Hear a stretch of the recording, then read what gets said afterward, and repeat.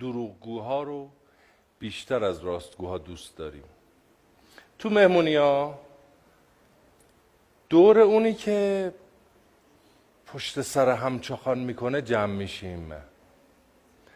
اونی که راستشو میگه تا میاد حرف بزنه میگه ای بابا بازی شروع کرد. یه ساکت باش ببینیم چی میگه. با چشمای درشت و دهن باز زل میزنیم و آماده ایم برای تشویق و کف و سود. از اون بالا میگه خوشبختانه همین لحظه به من خبر دادند نرخ تورم منفی شده و قیمت‌ها دارند نیم ساعت یه بار کاهش پیدا میکنن. بلافاصله صدای کف و سوتا میره هوا. به لطف تلاش‌های شبانه روزی صورت گرفته دیگه هیچ جوون بیکاری وجود نداره. یه دونه بود، اونم امروز صبح مسئولین یه مغازه دونفش براش وسط بازار گرفتن. به ازای هر یک طلاق 2,300,000 ازدواج ثبت میشه. اون یه طلاق هم اغلب تا سر کوچه که میرن پشیمون میشن، برمیگردن دوباره زندگی میکنن.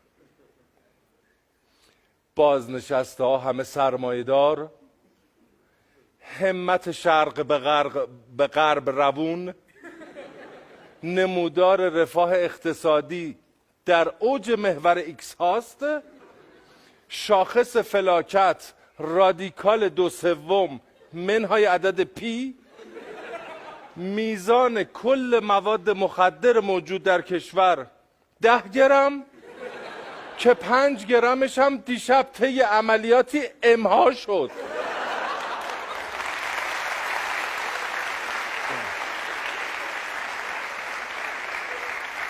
ادارجات همه ضابطه‌مند، آشغالا ساعت 9 دم در، هر ایرانی یک واگن مترو، تمیزی هوا در حد مرغ دریایی، دریاچه ارومیه خروشان، آلاله قنچه کرده.